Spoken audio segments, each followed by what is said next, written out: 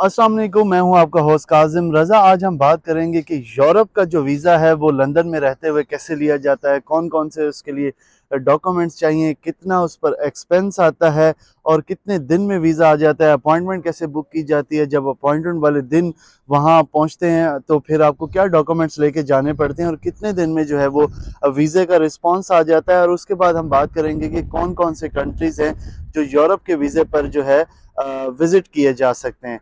तो पूरी वीडियो देखिएगा एंड तक, ये तमाम इन्फॉर्मेशन हम आप तक पहुंचाएंगे।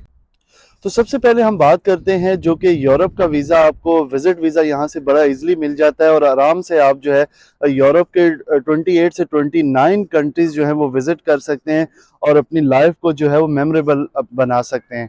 क्योंकि यही लम्हात होते हैं, यही ज़िंदगी है, यही जवानी है, इसमें ही आपने घूमना है, इसमें आपने फिरना है, इसमें इंजॉय करना है। और मैं ये कहता हूँ ये बहुत अच्छा मौका है इसके। मैं कहता हूँ अगर आप लंदन में हैं तो लंदन में रहते हुए आपको यूरोप का वीज़ा जो है वो बड़ा आसानी से मिल जाता है, क्योंकि पाकिस्तान में जो है वो 60 से 70 लाख रुपए भी लोग अपने पॉकेट्स में लेकर बैठे हुए हैं और उनका जो है वो वीज़ा नहीं लगता।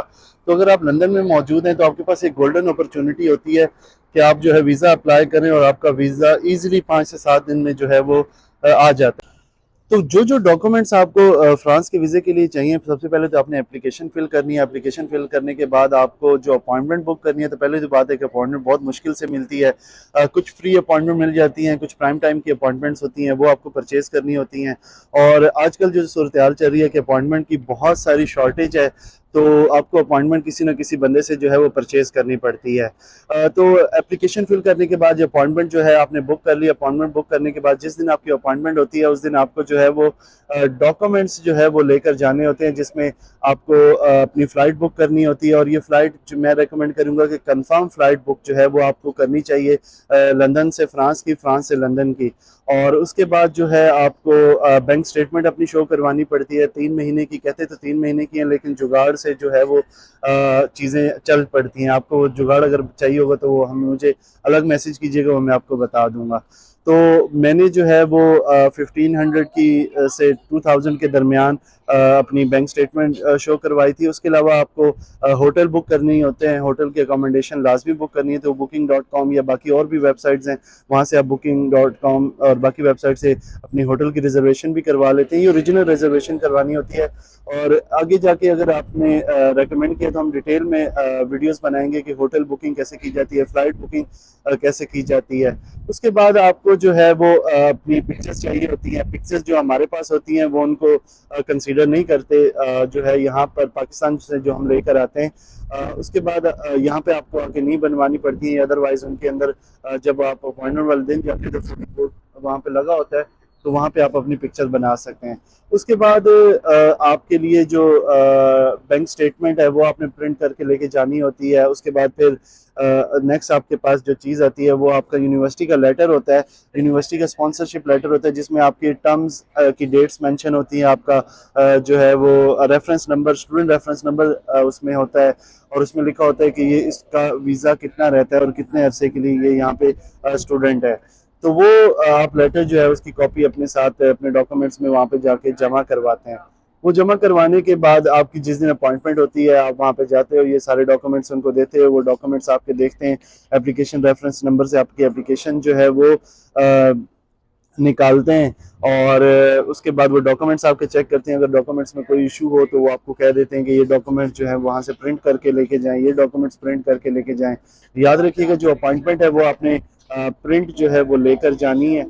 वहाँ जाके मोबाइल में दिखाते हैं तो अक्सर वो वापस भेज देते हैं और कहते हैं प्रिंट निकलवा कर लेकर आएँ। उसके बाद आपने अपना पासपोर्ट अपने साथ लाजमी लेकर जाना है, पासपोर्ट ना भूल के जाइएगा। और फिर आप जब वहाँ पे पहुँचते हैं तो डॉक्यूमेंट्स आपके वो वेरीफाई करते हैं। जब डॉक्यूमेंट्स वेरीफाई होने के बाद जो है वो आपको नेक्स्ट विंडो की तरफ भेज देते हैं, जहाँ पे आपके फिंगरप्रिंट्स वगैरह लिए जाते हैं। तो वहाँ पे आपकी पिक्चर्स कलेक्ट की जाती हैं। अगर वो पिक्चर्स ठीक हों तो वो कहते हैं कि हमें दे दें, अदरवाइज वो कहते हैं कि पिक्चर्स जो है वो न्यू बनवा के लेके जाएं। तो पिक्चर भी वहीं पे साथ ही फैसिलिटीज़ होती हैं, आप पिक्चर वहाँ पे बना सकते हैं। और फिर उसके बाद जो है आपकी डॉक्यूमेंट्स आपसे ले लिए जाते हैं और फिर आपका पासपोर्ट कलेक्ट कर लिया जाता है। सबमिट कर दिया जाता है और फिर आपको कहा जाता है कि ये रेफरेंस नंबर है, आप ट्रेस कर सकते हैं। और उसके बाद जो है 2 से 5 दिन के अंदर जो है वो लोगों को रिस्पांस आ जाता है। मैंने बहुत सारे लोगों को देखा है जिनको 2 दिन के अंदर रिस्पांस आ जाता है, बहुत सारे लोगों को देखा है जिनके 5 से 7 दिन के अंदर जो है वो वीजे का रिस्पांस आ गया। अगर मैं अपनी बात करूं तो मेरे जो वीजे का रिस्पांस था वो 7 दिन में आ गया हुआ था।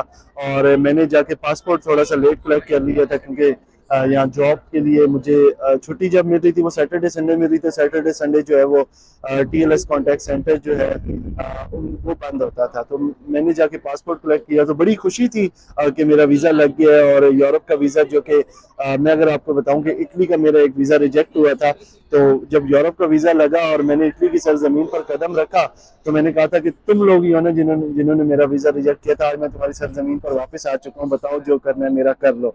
तो मैं इस सिलसिले में आपको रेकमेंड ये करूंगा कि जो कंसल्टेंट हैं हमारे भाई है रिजवान गोंदल साहब, उनका नंबर भी अगर आप चाहेंगे तो मैं आपको दे दूंगा। उनसे अगर एप्लीकेशन अपनी प्रोसेस करवाते हैं तो आपकी एप्लीकेशन जो है वो जल्दी हो जाएगी और वीज़ा लगने के चांसेस जो है वो 99% होंगे, क्योंकि मेरा भी वीज़ा जो है वो उन्होंने अप्लाई किया था। और बाकी आपके डॉक्यूमेंटेशन पे डिपेंड करता है। और यूरोप का वीज़ा यहाँ से मुश्किल नहीं है, तो आप इजीली गेट कर सकते हैं। जब आपका वो हो जाता है, आप फ्लाइट बुक भी करवाते हैं। अगर फ्लाइट आपकी उन्हीं डेट्स में सूट कर रही है और आपको छुट्टी हो तो आप उन्हीं डेट्स में भी जा सकते हैं। और फिर जो कंट्रीज, अगर अदरवाइज मैंने वो फ्लाइट मिस कर दी थी, मैंने फिर फ्लाइट की न्यू बुकिंग करवाई थी। मैं यहाँ से फ्रांस गया था और फ्रांस से फिर इटली गया था और इटली से वापस लंदन आया था। तो मेरा ये टूर जो है वो 5 से 6 दिन का था। और बड़ा ही इकोनॉमिकल टूर मैंने गुजारा था क्योंकि मैंने एडवांस में बुकिंग कराई थी और टेक्निक यूज़ करते हुए फ़्लाइट्स की बुकिंग करवाई थी। तो मेरी ईजिली जो है वो सस्ती और चीप फ़्लाइट्स हो गई थी और बड़ी अच्छी कंफर्टेबल फ़्लाइट्स थी जिनमें मैंने ट्रैवल करके जो है मैं ये सारा अपना विज़िट कंप्लीट किया था। तो अब मेरा आने वाला जो विज़िट है वो बहुत जल्द दूसरे कंट्रीज़ में भी होगा, तो उसकी भी अपडेट जो है हम आपको देंगे। अगर आपको कोई सवाल होगा तो आप कमेंट सेक्शन में अपने लाजिम बताइएगा। हम बारी बारी एक एक चीज़ पे जो है वो फर्दर डिटेल वीडियोस भी बनाएंगे कि बुकिंग कैसे की जाती है, फ़्लाइट बुक कैसे की जाती है, उसके अलावा अपॉइंटमेंट कैसे बुक की जाती है, एप्लीकेशन कैसे फिल की जाती है। तो रिजवान से कांटेक्ट करें, वो आपकी हेल्प करेगा इस मामले में।